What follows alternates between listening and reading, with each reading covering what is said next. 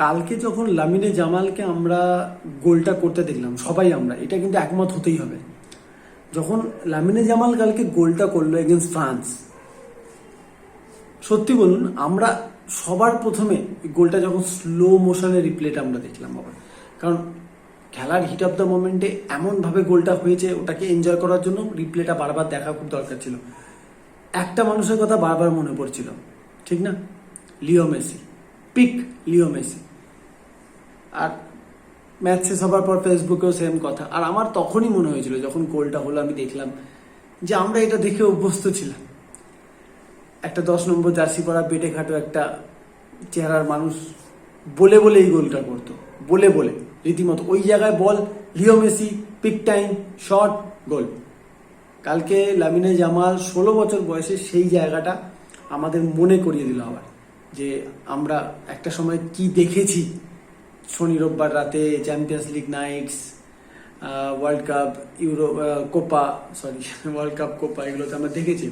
তো যাই হোক, একটু পরে ইংল্যান্ড নেমে পড়বে নেদারল্যান্ডসের সাথে। তারা ব্যাক টু ব্যাক দুটো ফাইনাল খেলতে পারবে কিনা ইউরোর, এটা একটা বড় প্রশ্নচিহ্ন থাকবে। কারণ নেদারল্যান্ডস ভার্সেস ইংল্যান্ড আমি যেটুকু বুঝলাম, যেরকম ম্যাচ হবে, England will try to dominate, ball possession, ball রেখে খেলার চেষ্টা করবে, এগুলো করবে। নেদারল্যান্ডস এই ইউরোতে খুব ভালো কাউন্টার অ্যাটাকিং টিম আমি যেটুকু দেখেছি। তো একটা জম্পেস ম্যাচ হতে পারে যদি দুটো টিমই নিজেদের পোটেনশিয়াল অনুযায়ী তাদের প্রপার ফুটবলটা খেলে। It is going to be a good match. But আজকে আমরা কথা বলবো আমরা কালকে যে খেলাটা দেখেছি সেটা নিয়ে। ফ্রান্স এই ম্যাচটা জিতবে না, এটা অলরেডি ওয়ার্ল্ড ফুটবল ধরে নিয়েছিল। কারণ দুটো টিমের যদি পারফরমেন্স দেখা হয়, স্পেন যেভাবে ফুটবল খেলছে, ফ্রান্স যেভাবে ফুটবল খেলছে, তাতে এটা ধরে নেওয়া হয়েছিল যে স্পেন ম্যাচটা ইজিলি জিতবে, যেটা কিন্তু স্পেন পারেনি। নো ডাউট চান্স ছিল ফ্রান্সের কাছে, ফ্রান্স চান্স পেয়েছিল, এমবাপে চান্স পেয়েছিল। কিন্তু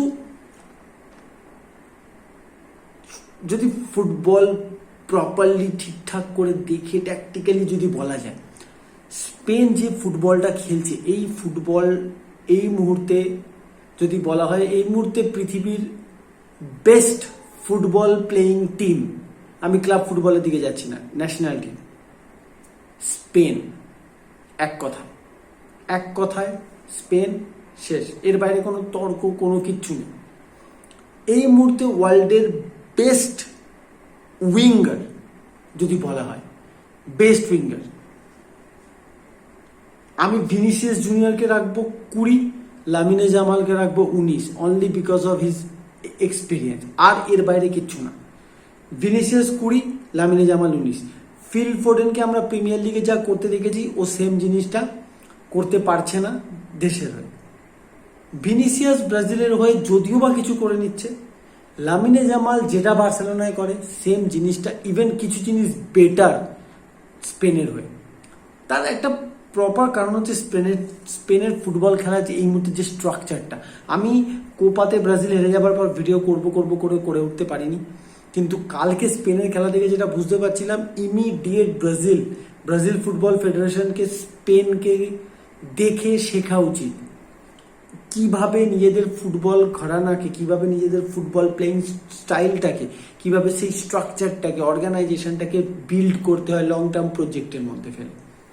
স্পেন যে ফুটবলটা খেলছে, আপনি জাস্ট কল্পনা করুন, লামিনে জামাল 16 বছর, নিকো উইলিয়ামস আই থিঙ্ক 18 কি 19 হবে। ফিউচারটা কোন জায়গায়? যদি মোরাটা না থাকে এরপর, Spain will get one of those strikers like Ferran Torres, মানে যারা ফলস নাইন খেলে দেবে, যেটা মোরাটা করছে ওটা তো করে দেবে, ঠিক আছে। তো যেটা একমাত্র ওদের এখন এই মুহূর্তে একটা কনসার্নিং সিচুয়েশন, সেটা হচ্ছে রাইট ব্যাক। কারণ ড্যানি কারভাজাল আপনার সাসপেন্ডেড ছিল, জেসুস নাভাস কালকে কাজ করে দিয়েছে। দেখুন, প্রথম কথা হচ্ছে রিস্ক টেকিং ফ্যাক্টর। স্পেনের ফুটবলের প্রথম জিনিস হচ্ছে টেক দ্য রিস্ক। আর কোথাও না কোথাও জোয়ান ক্রুয়েফের সেই কথাটা, যে যদি তুমি ডিফেন্ড করতে চাও, বেস্ট পসিবল ওয়ে ডিফেন্ড করা হচ্ছে নিজের পায়ে বল রাখা, অপোনেন্টের হাফে নিজের পায়ে বল রাখা। অপোনেন্ট যদি বলই না পায় তুমি সেভ। স্পেন কালকে ঠিক সেম জিনিসটাই করেছিল। হ্যাঁ, কিছু কাউন্টারের সুযোগ পেয়েছিল ফ্রান্স, প্রথমে গোলটা করে দেওয়ার পর মনে হয়েছিল, বাট গোলটা হয়ে যাওয়ার পর কেন লামিনে জামালকে আমি হয়তো আপনি ভিনিসিয়াসের সঙ্গে একই জায়গায় রাখতে পারেন এই মুহূর্তে বেস্ট উইঙ্গার হিসাবে।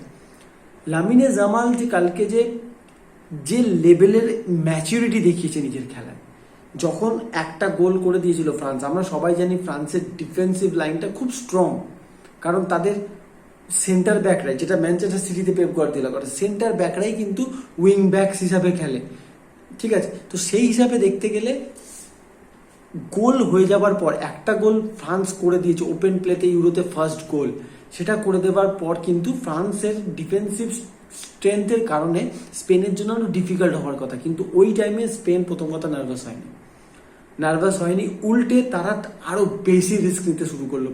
ট্যাকটিক্যালি যদি দেখেন কি রিস্ক নিয়েছিল, ফার্স্ট রিস্ক ছিল কন্টিনিউ জেসুস নাভাসকে দিয়ে কন্টিনিউ একটা দিকে ওভারল্যাপ করিয়ে যাওয়া। এমবাপে হয়তো কাউন্টারের সুযোগ পেতে পারে, এই কারণে এটা তারা জানতো, বাট তারা রিস্ক নিয়েছে। তারা বলেছে ঠিক আছে, এমবাপে যখন চান্স পাবে দেখা যাবে, বাট আমরা চান্স ক্রিয়েট করব, আমাদের ভাগ্য আমরা নিজেরা লিখবো, আমরা চান্স ক্রিয়েট করব। লামিনে জামালকে ধরতে যদি হার্নান্ডেজ কন্টিনিউ ইনভলভ হয়ে থেকেছে, জেসুস নাভাস কন্টিনিউ সেখানে বল পেয়ে গেছে। আর উল্টো দিকে ডেমবেলে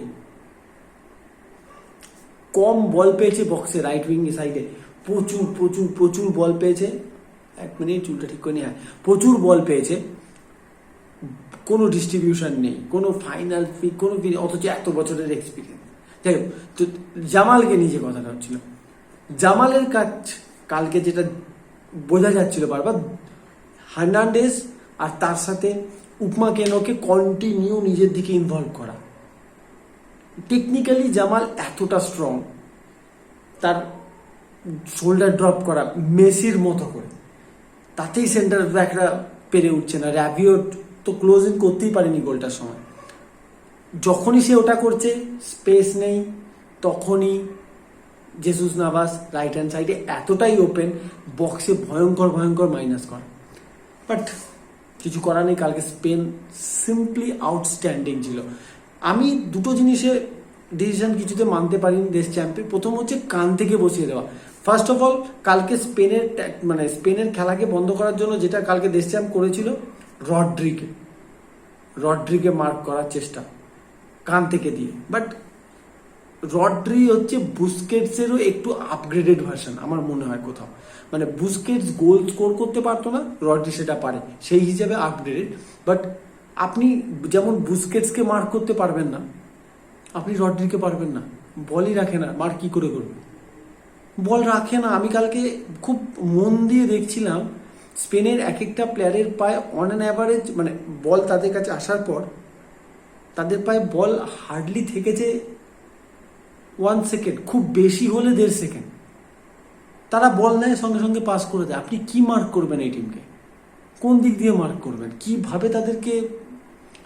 একমাত্র হতে পারে জোনাল মার্কিং। তাও স্পেন এত ক্লেভার, তাদের প্লেয়িং স্টাইল। তারা পজিশন নিয়ে নেবে, তারা রান বের করে দেবে, তারা ইন বিহাইন্ড করে নেবে, কারণ লিকো উইলিয়ামস, লামিনে জামালের সেই স্প্রিন্ট। টেরিফিক টিম ভাই, টেরিফিক টিম, ব্রিলিয়ান্ট। মানে এত ভালো লাগছিল না এই মুহূর্তে। যদি সত্যি কথা বলছি, একদম পলিটিক্যাল নেতাদের মতো দল পাল্টে ফেলবো। আমি অলওয়েজ বরাবর ব্রাজিল সাপোর্টার, বাট এবার থেকে ব্রাজিলের পর যদি কোনো ন্যাশনাল টিমের খেলা মন প্রাণ দিয়ে দেখতে বসি, সেটা স্পেন। কেন? প্রচুর কিছু শেখার আছে, দেখে আনন্দ পাওয়ার মতো ব্যাপার, ঠিক আছে। ফিনল্যান্ডের খেলা দেখতে বসা মানে আপনার হাই উঠবে। পর্তুগাল এত ট্যালেন্ট নিয়ে মাখায়। আরে ভাই, ট্যালেন্টকে কি করে ইউজ করতে হয় কেউ স্পেনের থেকে শেখা উচিত। স্পেনের সত্যি কথা বলছি, মানে হ্যাটস অফ, তাদের ম্যানেজারকে হ্যাটস অফ। নামটা খুব ডিফিকাল্ট উচ্চারণ করতে গিয়ে তুতলে যাবো, তাই বলতে পারলাম না। লুই দে ফ্রন্তেনা, এরকম একটা কিছু নাম আছে, বাট হ্যাটস অফ। যেভাবে Fabian Ruiz, Rodri, Dani Olmo, এইবার ভালো কথা, ম্যানচেস্টার ইউনাইটেডের কি স্কাউট ডিপার্টমেন্টে চোখ ফোক বলে কিছু নেই? এগুলো দেখতে পায় না?